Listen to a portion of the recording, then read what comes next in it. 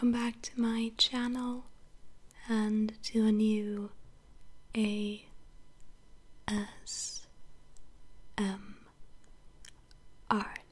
video. So today I was thinking that we could do something Dungeons and Dragons related again, because it seemed to be quite well received last time and the time before that, so I was thinking that we could make one Dungeons and Dragons character from scratch, with the help of Player's Handbook and Modifiers Guide to Everything. So I have brought with me some of the essential materials, or to be honest, you could make a character without these things, but it does make it a bit easier. So I have brought with me, of course, the books. I have Modifiers Guide with me, not because of the extra character options, but because they have a lot of randomized tables where it basically picks the class and race and parts of the backstory for you. So we could do something a bit more randomized and make a point out of just, trying to figure out something around that whole thing. I don't know, I just thought it could be funny. So yeah, we have those two books. We have something to write on. I just brought some sticky notes as well, although I don't think we'll need them. We have pencils. Now, you could use pens, technically speaking, but as it is a character sheet and you'll probably change details of it later on, it is good to have something which you can erase. So anything that you can basically erase could just be, or I would recommend, otherwise you'll have to pick new character sheets for every level, or just my thought. Then I have brought a bunch of character sheets that my father had printed out for me, which is really nice. They can be found online and be printed, which I might link that website in the description, as well as a place where you can find the basic rules for creating characters in Dungeons and Dragons. Then we have, it's just something to roll the dice in. I have some dice of all different kinds, although the ones that are the most needed would be the d6s for this, because of stat rolling. But I brought some other ones as well, because, well,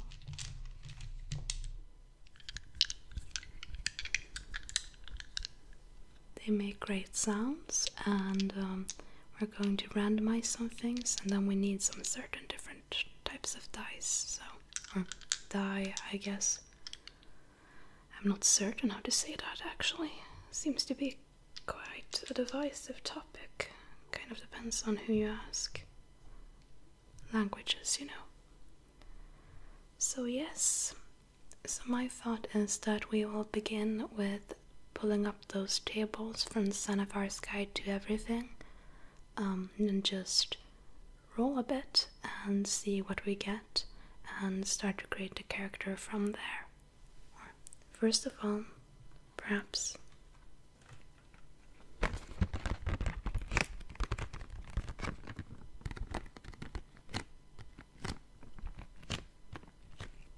we should pick out a pencil.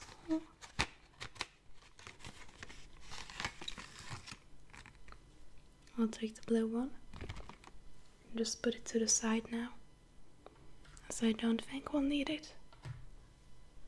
Then we need a character sheet.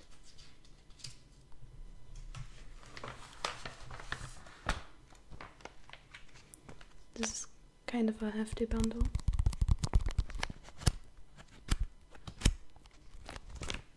I think it's around 50, no, it's probably more character sheets. I actually never asked. I said I needed 50, but I think this is more.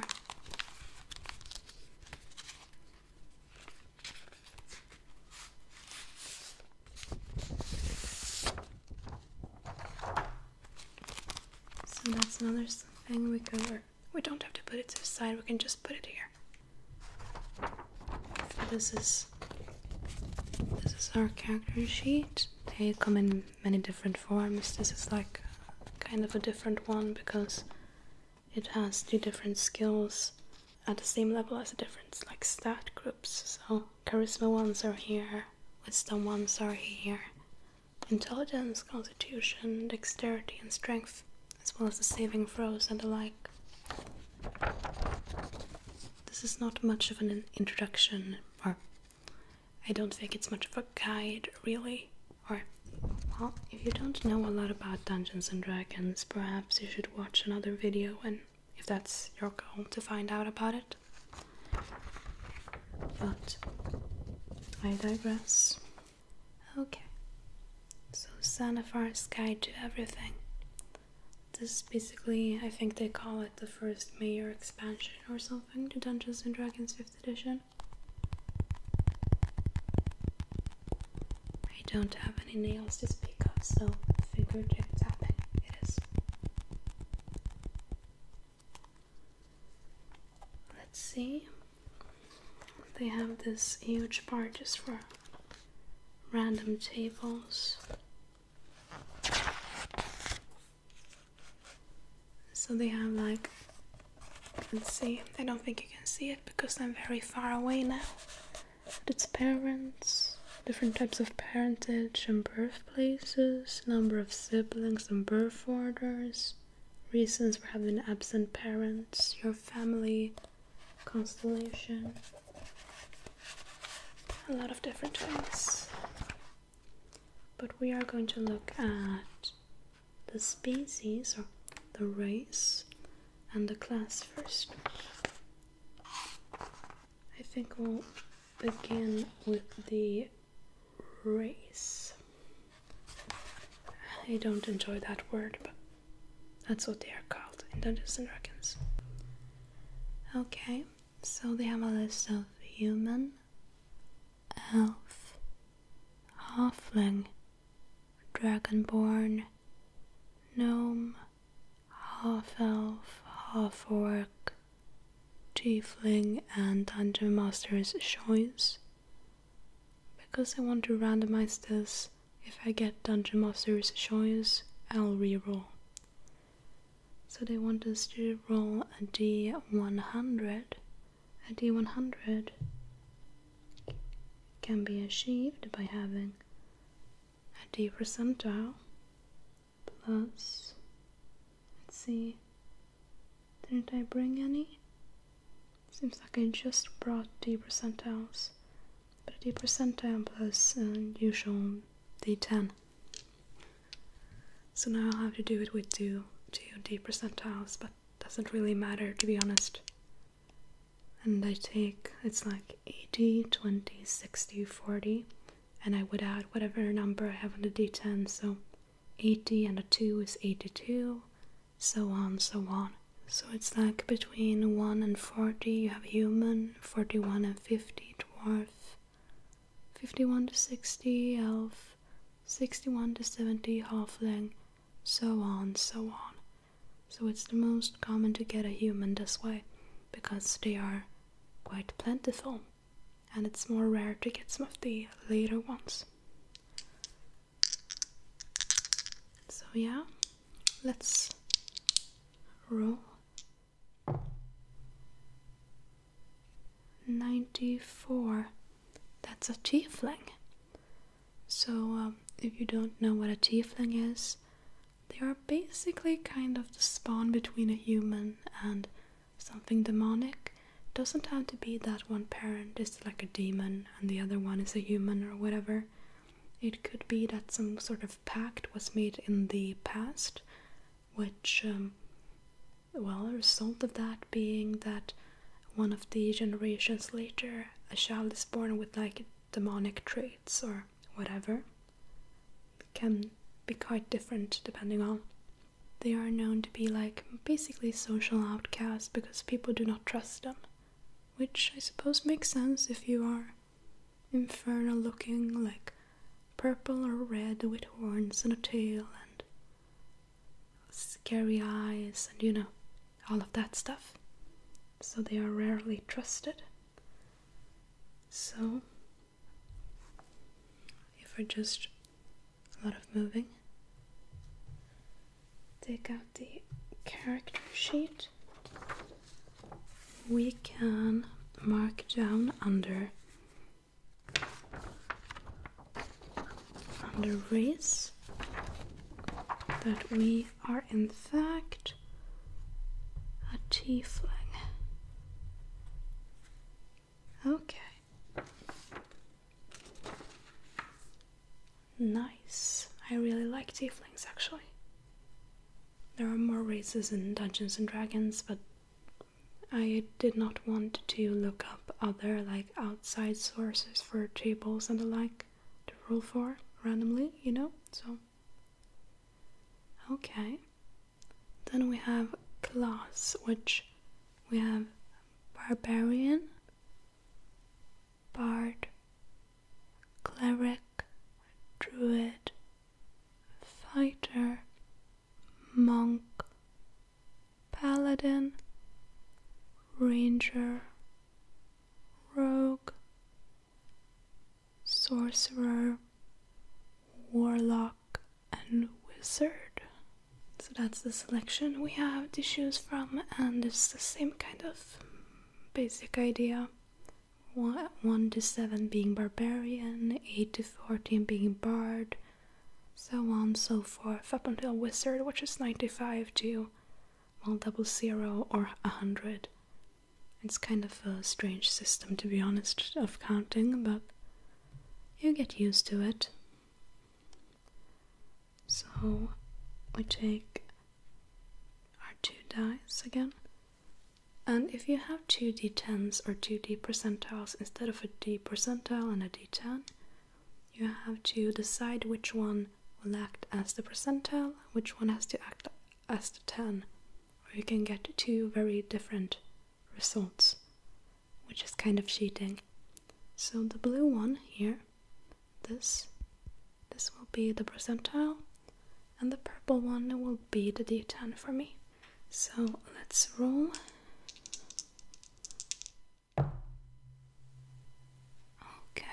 Okay. We'll play as a rogue. So a rogue, I'll just write it down. Rogue. And it's level 1, because we'll start at level 1 here. Now, rogues are really sneaky. They can be like assassins, or simple thieves, or masterminds, or swashbucklers. Can be basically anything that's kind of shady. So, you know, could be mob bosses even, but you know. So it's a very shady tiefling. Perhaps it's because society has cast him or her aside. We don't really know, but perhaps we should decide on gender.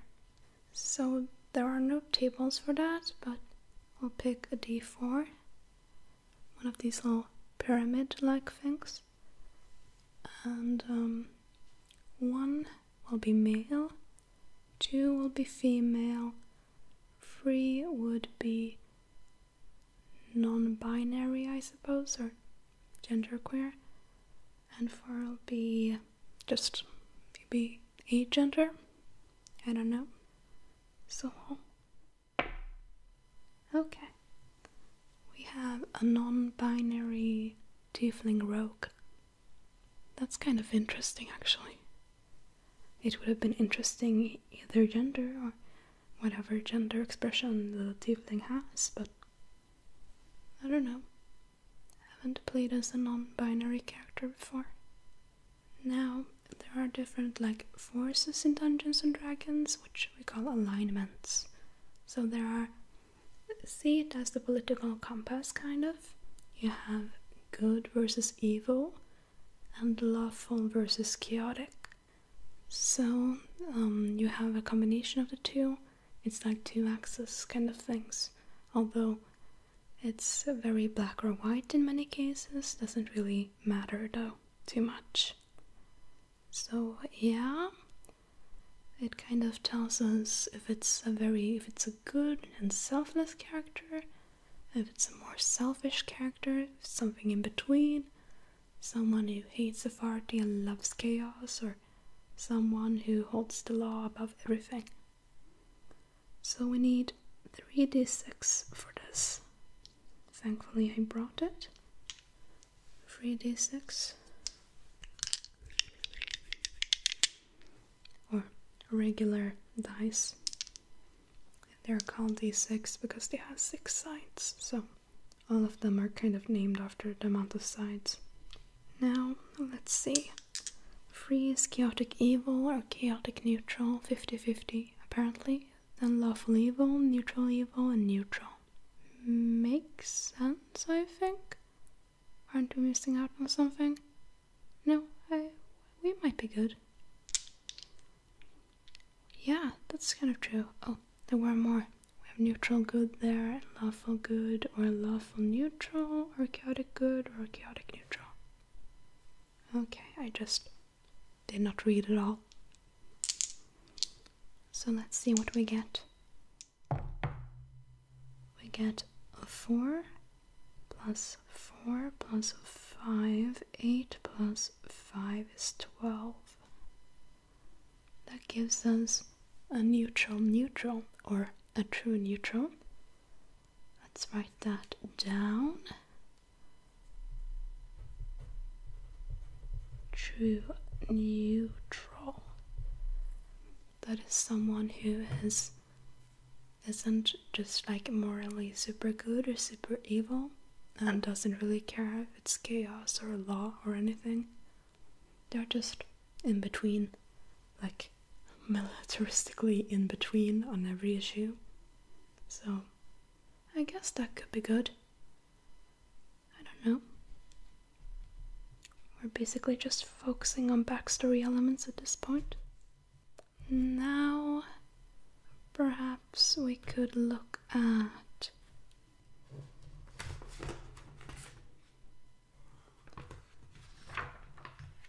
the backgrounds, if I can find any. Difficult stuff. I should have looked this up actually, but that happens. We have different reasons for different backgrounds and classes and whatever. The thing is, a background is basically the backstory of your character, or what they did before the adventure, maybe. Gives certain bonuses, languages, other stuff. Alignment, occupation, weird stuff, cause of death. Might not be here.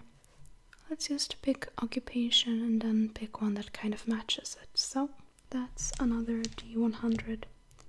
And we pick the same 2 dice because just to keep consistency here. Okay, so let's roll. Okay. That's an entertainer. This really fits together at this point. I'm actually very surprised. An entertainer, I think that is a background of its own. I could be wrong, I'll just write it down. This works really well. I like this character. Then I guess we could just pick some random stuff because it's just fun to do so before getting all serious. I kind of want to know about parentage. There's one of these tables that is tiefling parents, which we have to pick a D8. One of these 8-sided die and roll. Okay, we got a 4. Okay, so both your parents were humans. They're infernal, heritage, dormant until you came along. So that's actually my favorite approach to the tiefling. So it's just like a freak was born. Yeah, I like that. So we have, okay, that's kind of simple stuff. We can choose a birthplace, which that's also a D100, and or the combination we usually go for. So it's like home, home of family and friends, home of healer or midwife, carriage, cart or wagon, barn, shed or other outbuilding, cave, field, forest, temple, battlefield, alley or street, brothel, tavern and inn, castle, keep, tower, palace, sewer or rubbish heap. You get it.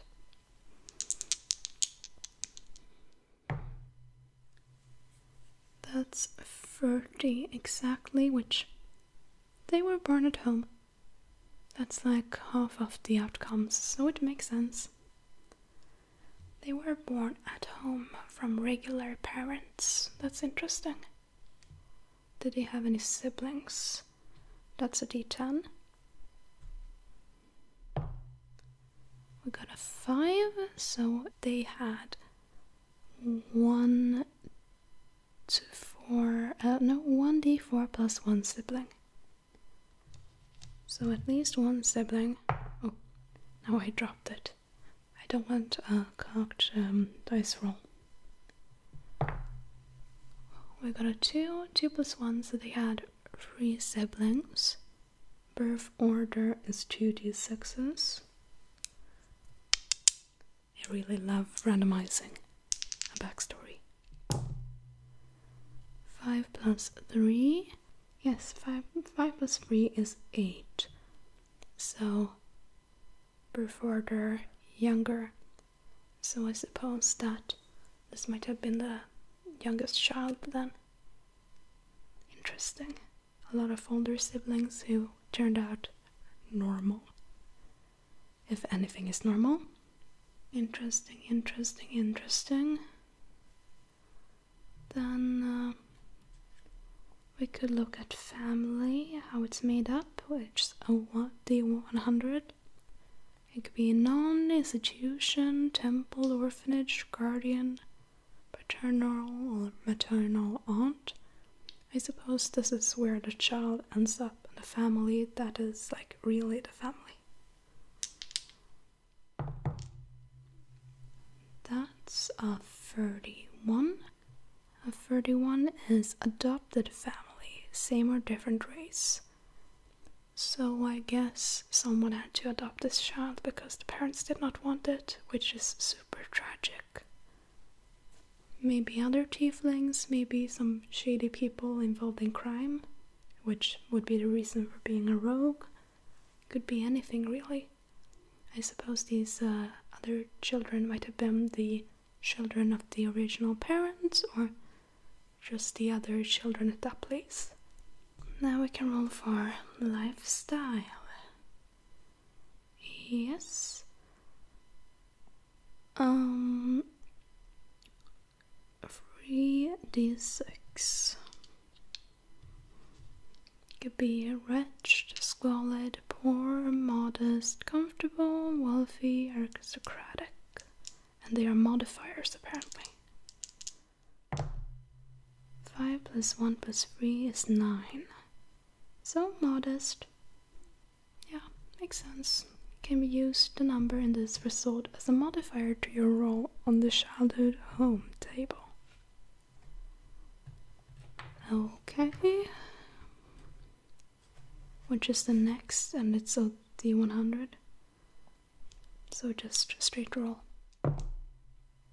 Okay, it's 54, which it's a small house. Okay, that's kind of okay. Nothing against that. That's interesting.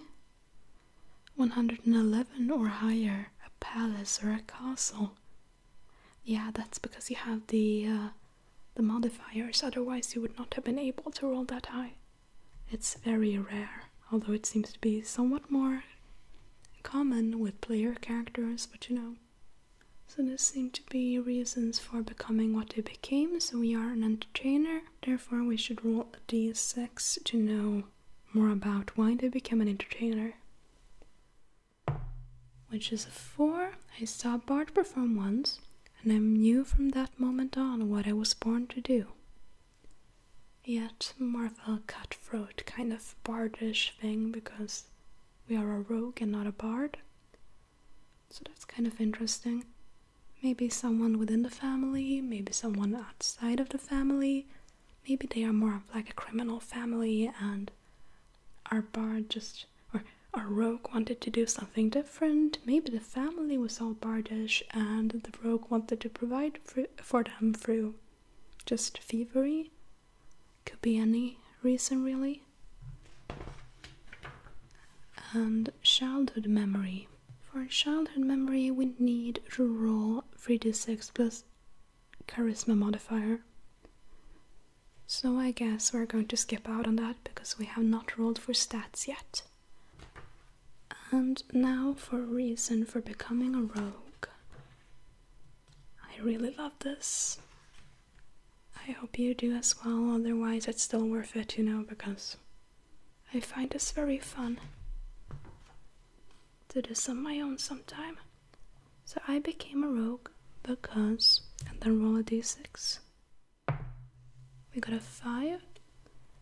I took up with a group of ruffians who showed me how to get what I want through sneakiness rather than direct confrontation. The adoptive parents might be kind of criminals then. So the first idea with the entertainer thing makes more sense, I think. Okay, and then life events, because why not? No, we need to do age as well first. Never mind. We got 22, so our tiefling is 21 or 30 years, or 21 to 30 years of age. So just 1 year older than I am, or many years older than I am. Doesn't really matter, somewhere around that, which gives us 1d4 life events. So we roll a d4, and to just make out how many life events this roguish character has had. We got a 3, so we can roll for 3 different life events from this table. So first we have 42, which is you made a friend of an adventurer, use the supplemental tables and work with your DM to add more details to this friendly character and establish how your friendship begun. So I don't think we'll do that because it would take too much time, but next life event. That's a 36. 36 now is you made an enemy of an adventurer, roll a d6. An odd number indicates you're to blame for the rift. An even number indicates you're blameless. Use the supplemental tables and work with your DM to determine this hostile character's identity and the danger this enemy possesses to you. A lot of reading, and I'm kind of getting out of breath. So we can roll for if it's our character's fault or the other character's fault. That's a 4. What did it say now? An odd number indicates you are to blame for the rift, and even that they are. So they are to blame, not us. That's a relief. Could be for any reason, really. They did something to us then, probably, that made us very pissed off. I don't know what. Could be like a rival kind of thing, and then they just kind of want to provoke our character or anything really. So next life event is... Okay, you met someone important. Use the supplemental table to determine this character's identity and how the individual feels about you. Work out additional details with your DM as need to fit this character in your backstory. And these are some of the ones, but I don't think we're going to do that actually, because it won't take too much time. And I think we have everything that is needed for a character concerning backstory, so we are going to close this off. And that should be all for good old Sanifar's guide. Thank you, Sanifar. You can also find these kind of tables online actually, which is super good. Some are made by players, some are more, well, I think most of them are made by players, some are like just photocopies from Sanifars, which I don't know how to feel about that, but you know. So now comes the stats and stuff. So we decided on a race, which kind of tells us about looks, tells us about culture to a certain extent, languages, abilities, like different modifiers to abilities, or yeah, I guess abilities. It tells us about age maybe, which does not really change, speed, which is normal I believe, size, which is medium I think, and some features that a character has, which we'll have to look up later on in the player's handbook. We have picked a class which helps us with a profession, kind of helps us with different features like what we are good at. A class is basically, it's not exactly like work or anything like that, it's what type of skill set we possess.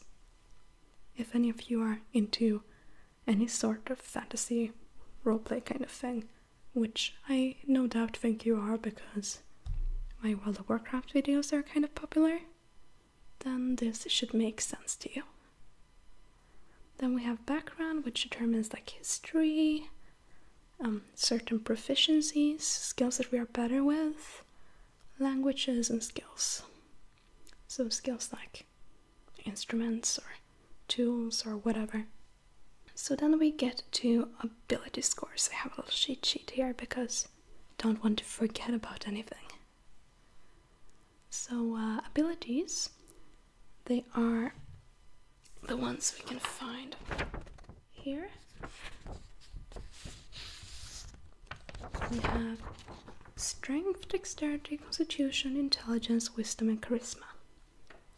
Different sort of abilities, they are good at different things. So a strong character is extra good with athletics, and a dexterous character is good at acrobatics or sleight of hand or stealth or anything like that. So to do this, you could either just use pre-made, like pre-made, you have certain like numbers you can place into the different categories. You can have like a number of points which you can yourself just put out to any different like skills or whatever. What I will do now is do a randomized kind of thing. So I'll have 4 d6s and I will roll them and I'll calculate the numbers 5 times and take away the lowest number. So if I get a 4, a 3, a 4 and a 1, I'll take away the 1 and write down the added sum of the numbers and do that 5 times so that we have 5 different randomized numbers. Okay. I'll have to write them down and maybe on the post-it note because I wanted a use for them. So first up, we have a 6, a 6, a 5, and a 4. We remove the 4, which gives us 12 plus 5, which is 17. So that's a really high number. That's a really good roll. Second up,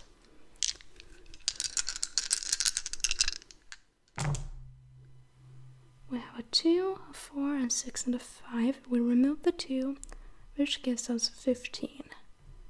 Which is also really good. We're having some luck here. I usually don't roll this good. I will regret this soon. We have a 6, a 6, a 4, and a 1, which gives us 12 plus 4, which is 16. This is just kind of ridiculous at this point. I know that you don't see what I'm rolling, but I hope you trust me. Trust is very important. Okay, so 4th time. A 2, a 2, and a 1. And we remove the 1 and we get a 6. So this is what I'm talking about. You can't go all right all the time. That's a very low number. Average score is kind of like 10 maybe, so 9, 10 maybe, around that perhaps. So you know, it's not great, but it's karma. We have a 4, 3, a 6, and a 2. Remove the 2, which gives us 7 plus 6, which is 13. And if I do any wrong counting here, I'm sorry. So our scores that we'll have to place is a 17, a 15, a 16, a 6, and a 13. Now we can place them any way we want to, but there is a recommended way of doing this, and it's through the player's handbook. So this is kind of heavy. Oh god.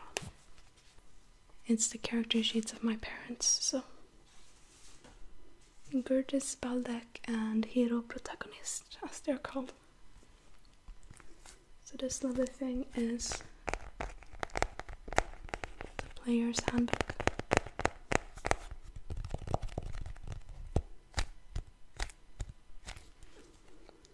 So we can go to page, let's see, shouldn't be too far in. They are done in alphabetical order, so it's kind of easy to find.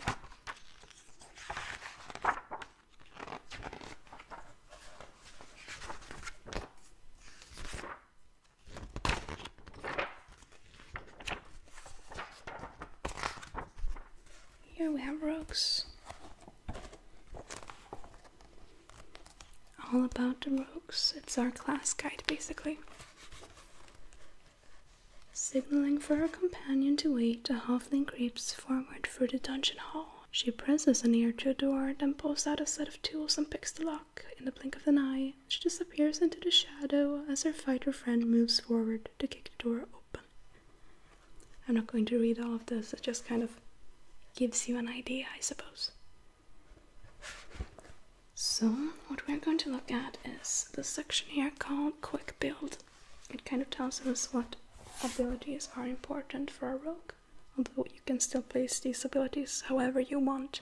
I would rather just go after, the roleplay ideas rather than just follow these guides, but we're going to do this time around. So dexterity, like speed and agility and all of that, goes first. So that means that 17 will probably be our dex stat.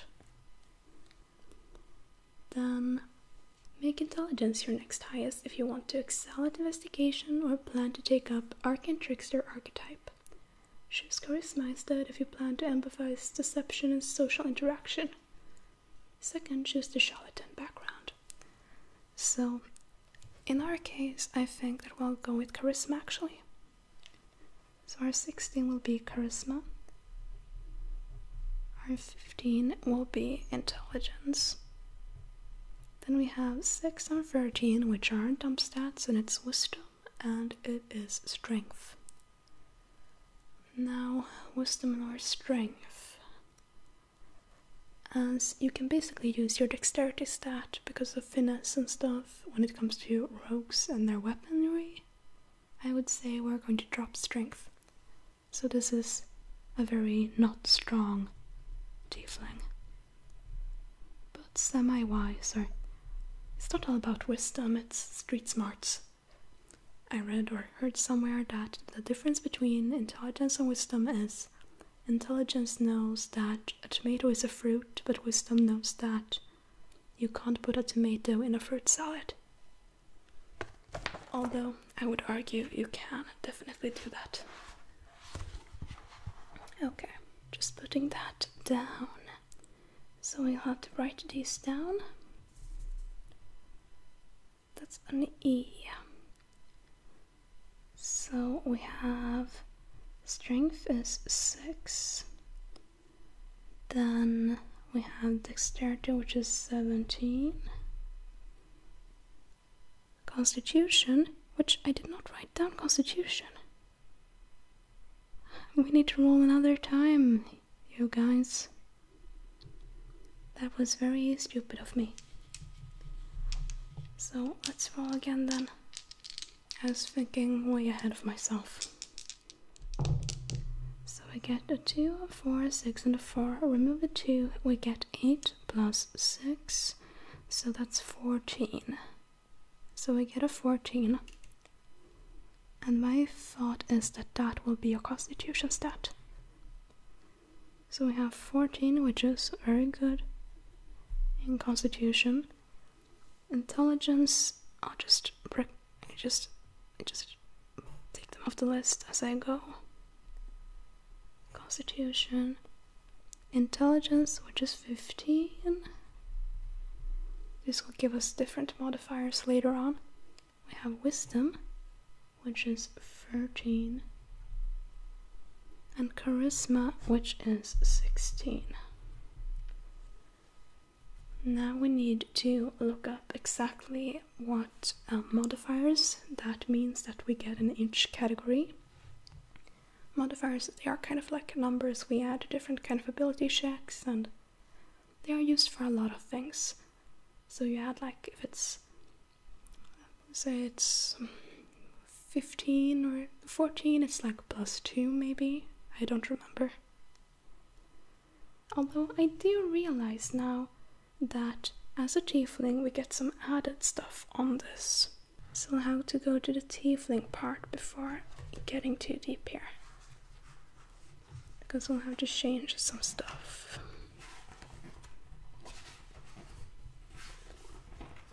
Not half orc. There we have the tiefling. Let me show you a picture, actually. That's a tiefling. As a tiefling, as I said, you get from different races, you get like different proficiencies and added modifiers, and from just what they're naturally good at, is to make them like that choice matter. So we get ability score increases. So your intelligence score increases by 1. So we have to erase 15 and make it a 16. Then your charisma score increases by 2. So that means we have a charisma score of 18, which is insane for a first level character. Because I put no limits, really. Some people do that you can't be above 15 if you're a certain level, but you know, doesn't really matter to me. We're going to get back to that page.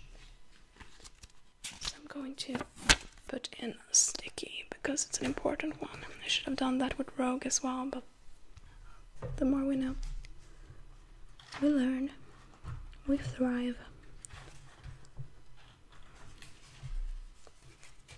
Here we have the modifiers. So for 1 it's -5 up to 30, which is +10. So strength is 6. In between 6 and 7 you have a -2.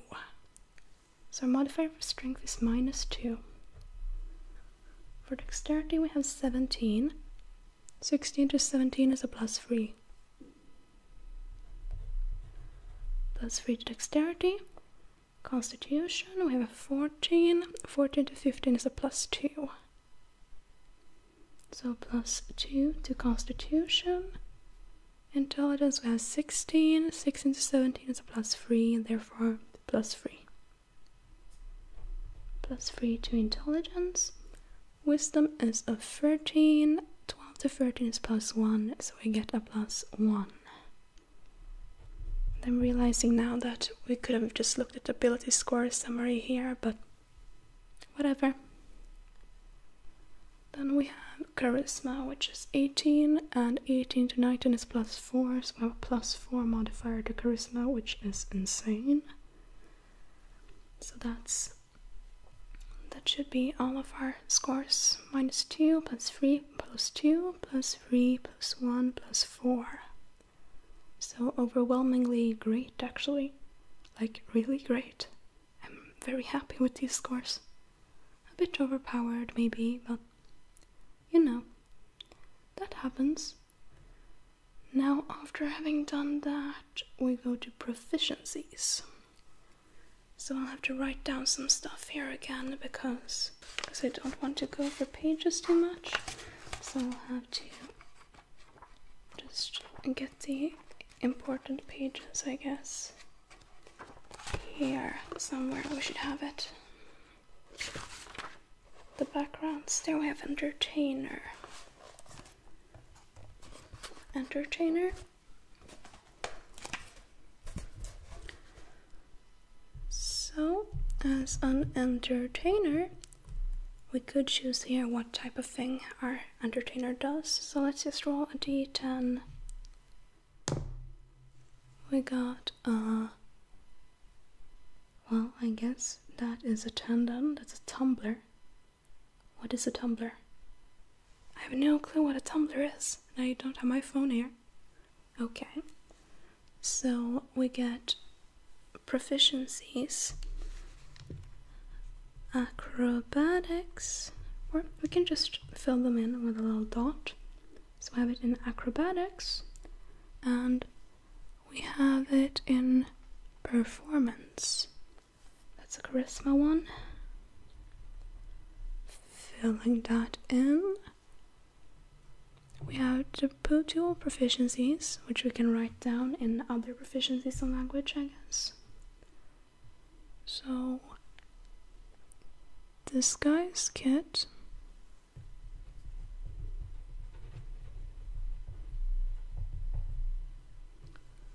Disguise kit. One type of musical instrument. Whoa, I have no clue what instrument.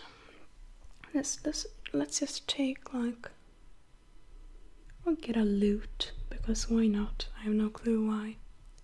A violin would have been funny though. Let's go for a violin.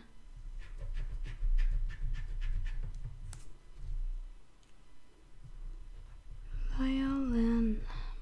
Okay. Equipment, which we can write down already because I don't want to get back here. We have musical instrument of your choice, so that's done.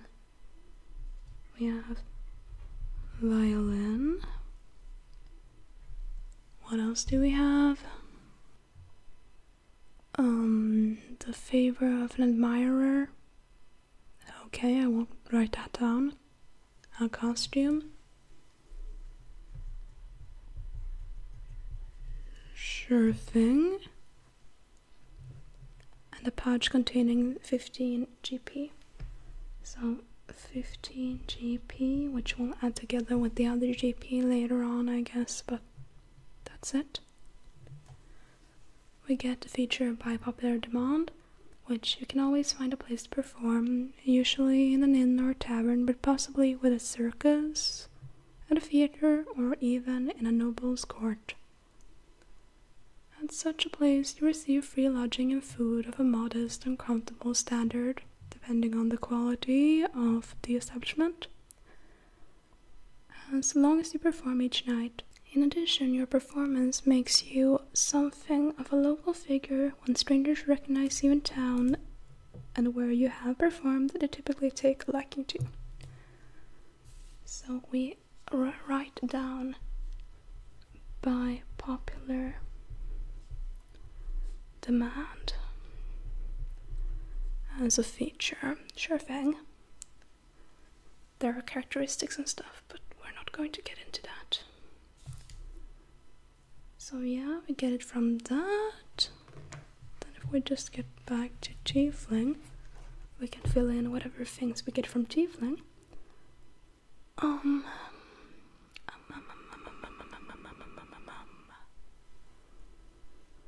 We're medium, of course. Our base walking speed is 30 feet. We have dark vision,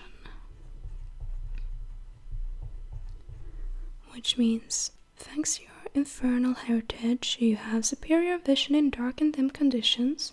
You can see within 60 feet as if it were bright light, and in darkness as if it were like dim light. You can't discern color in darkness, only shades of grey. Okay, makes sense. Then we have hellish resistance, so we are resistant to fire damage. That's really nice. That's really good to have. We have Infernal Legacy, so you know the Thaumaturgy cantrip. I'll just write down Infernal Legacy. Thaumaturgy cantrip. When you reach level 3, you can cast Hellish Rebuke spell as a second level spell once with this trait, and regain the ability to do so when you finish a long rest. Level 5, you can cast Darkness spell once with this trait, and regain ability to do so when you finish a long rest. Charisma is your spellcasting ability for these spells. We can speak, read, and write Common and Infernal. So, Common, Infernal. I don't think we got any languages from being an entertainer though. So, good. That's the things we got. Then they also have like names for tieflings, which they have male, female, and virtue names. So I think we're going to go for a virtue name, which they have examples like Art, Carrion, Chant, Creed, Despair, Open, Poetry, Quest, Random, Reverence, Sorrow, Torment, or Weary. I like the name Weary. So now their name is Weary. Okay. Then again, back to Rogue. We have proficiencies in light armor, so we can wear light armor, which, yes please. Weapons, we have simple weapons you can use. Writing that down. Also, hand crossbow. Cool. And long swords.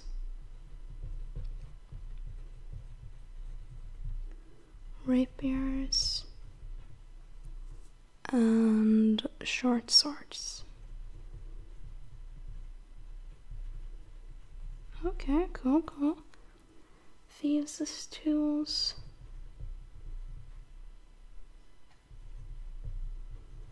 I have proficiency with that. And we can choose 4 from acrobatics, athletics, deception, insight, intimidation, investigation, perception, performance, persuasion, and sleight of hand, and stealth. So I'm thinking we can go for a complete powerhouse. We can go for deception because, yes, please.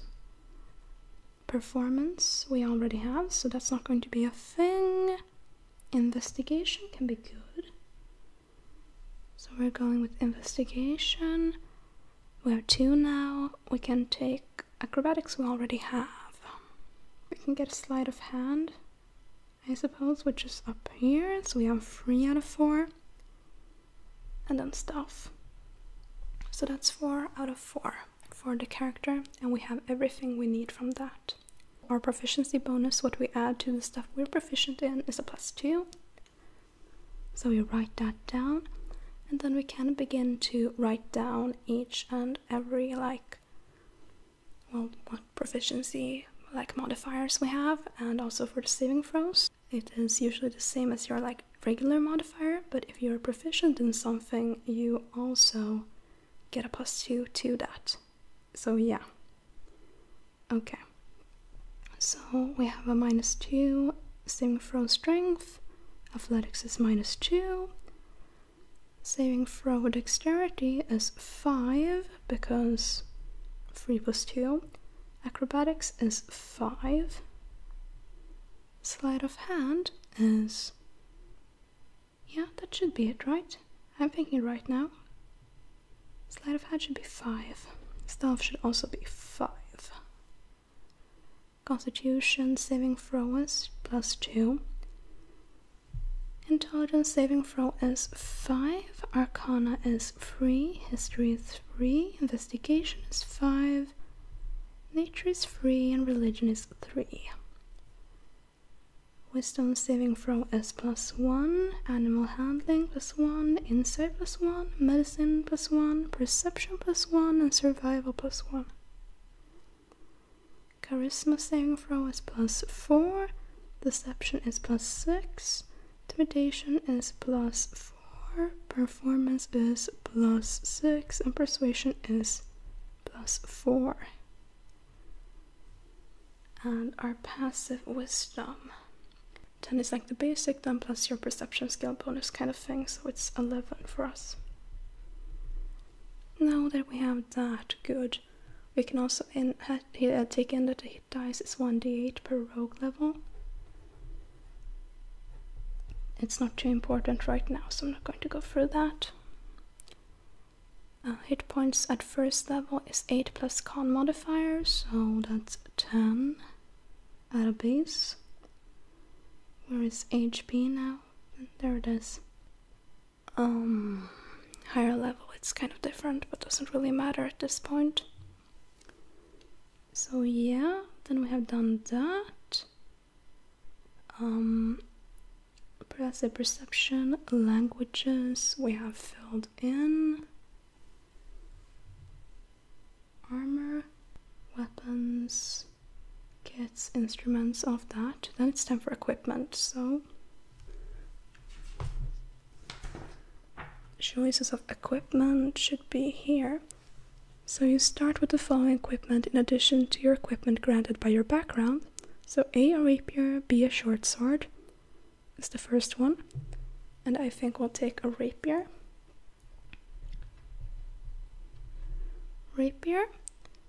Then short bow and quiver of 20 arrows or short sword.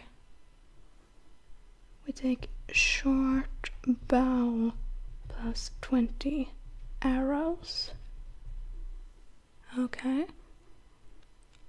Then we have a burglar pack or dungeoneering pack or an explorer's pack, which I think we'll take the burglar's pack. Then we have to look up what a burglar's pack really entails. I'll just write it down so I would remember it. Leather armor, 2 daggers, and fuses tools.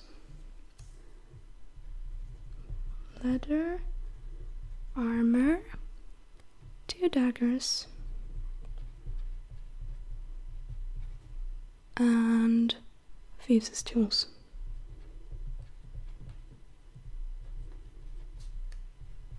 So then we kind of have to, I think before we can add burglar's pack, we could look at, we have sneak attack, we can write that down.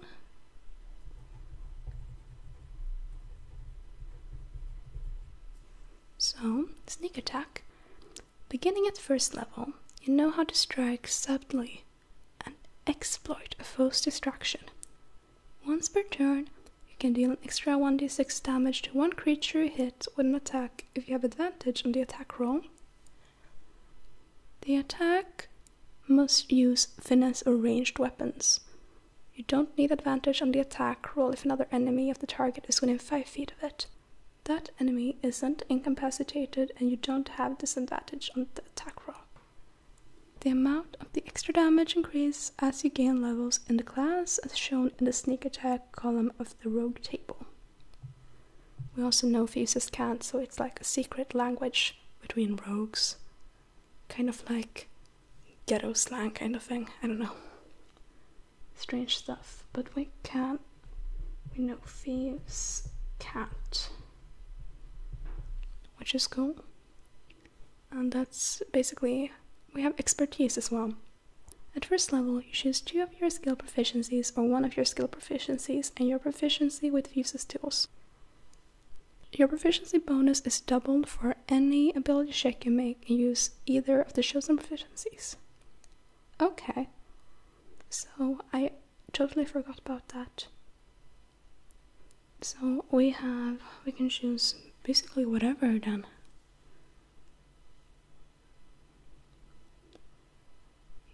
Yeah, so I don't know if we can do it for something we already have. I would take it for persuasion, make that a +8, which is insane. then also use it on what? I'll take it to perception. Now that's kind of lame. That's lame. We should double down on what we are already good at. Intimidation, I guess, then. Which is an 8 now. Go figure. Okay, can also get more of them as we level up. That's great. So they have the roguish archetypes, but that's not going to matter too much before later on. Like level 3 maybe. Okay. Then we have, well, it goes directly into spawn attacks, but we're not going to do that. We're just going to go here first. It does tell us about the AC though. So it's usually 10 plus dex without any armor, but we have armor. We have leather armor, which that's 11 plus dex modifier. So 11 plus 3 is 14. So that's already AC 14. That's cool. That's really cool. So AC is 14. Kind of difficult to hit us, I guess. We do not have any stealth disadvantage, which that's perfect for me. I like it better that way. Nothing else that I missed. I don't think I did. Yeah, we did not. We have the different weapons and stuff. So I said we have a rapier. So we can add that to attack already. It's 1d8 pierce. We can also see that, I'm just going to move this along somewhat. A rapier, it's there and it's finesse, so we can use our dex modifier. So basically we can treat it as if it was a ranged weapon. So that means it's our dex plus proficiency modifier. So 5 plus 2, no, 3 plus 2 equals 5, so it's 1d8 plus 5. It's, am I in post-production here? I was just going to say that I meant plus 5 to hit, not 1d8 plus 5. That is actually plus 3, but I was speaking about the attack roll, so 1d20 plus 5. I just wanted to tell you because we don't want to get that confused. I might be wrong now. I usually use D&D Beyond, but I believe this is true. And we're also going to write in its piercing damage if someone is immune, I almost said, but you know, that kind of thing. Then we have short bow. Let's look for short bow. It is in ranged weapon, simple range, so it's 1d6. 1d6 short bow. Same calculations for attack. Okay. Then we have, what more? Daggers. Daggers 1d4 pierce. And dagger, that's also pierce, and crossbow, that's also pierce. All of them are pierce. Okay. Just thinking it's good to write that down right away. So finesse means that you can basically treat it as like a ranged weapon, so you don't have to use your strength modifier, which was the reason for us dropping the strength stat. So that's adventuring gear. We don't need that right now to look at that right away. Rather, we need... Come on now. Okay, so here it is, equipment packs. So burglar's pack. So we have a backpack, bag, 1,000 ball bearings, 10 feet string, a bell, 5 candles. We have a crowbar, that's interesting, hammer, 10 pythons, Converted lantern, 2 flasks of oil. Okay, 5 days rations, tinderbox, water skin, 50 feet hempen rope. That seems to be a regular kind of one that appears many times. So that's quite literally our equipment. That's nice. Now we have all of that under control. We have AC under control. Initiative we need to look at, which is basically just our dexterity modifier. So that means that our initiative is +3. Which is good. What more? Speed is just by raise, so that's 30 feet. From what I know. We have added hit dice and hit points. And we have written in all of the features. So that should actually mean that we are done. What we could add now is, well, just our sheet here. We could add in personality traits, ideals, bonds, and flaws, which I think we kind of discovered a bit in the first part. But I'm thinking that this is someone who just came into a very bad circumstance and did whatever they could, and ideals kind of difficult, bonds and flaws as well. We could roll for them actually from the rogue table. Let's just do that to finish this off. That's tiefling. We're not going to tiefling. We're going to go to rogue, not ranger. But rogue should be here, yeah?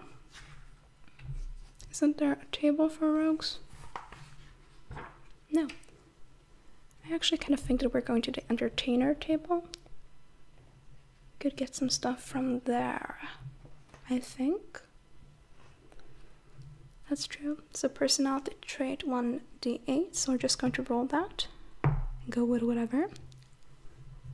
4. Nobody stays angry at me or around me for long, since I can diffuse any amount of tension. Good trait to have. Maybe that's kind of safe to have also with a family of criminals, or family, but you know. Ideals is a 1d6. I'm not going to write these down. And it's a 3. So, creativity. The world is in need of new ideas and bold actions. That's kind of chaotic. But yeah, we are neutral, true neutral, but we all have different sides to our personalities. Bonds is a d6. 5. I'll do anything to prove myself superior to my hated rival. Kind of fits with that rival we established earlier. And a flaw is a 1. I'll do anything to win fame and renown. Makes sense as an entertainer, I guess. Although, of course, that's not the case for all entertainers, obviously. I don't think I relate all that much, and I suppose I am one. I don't know. So that's our character. That is Weary, the rogue tiefling entertainer with a vendetta against a rival. I really hope that you enjoyed this little video, and that I will see you all soon again in the future. Good night.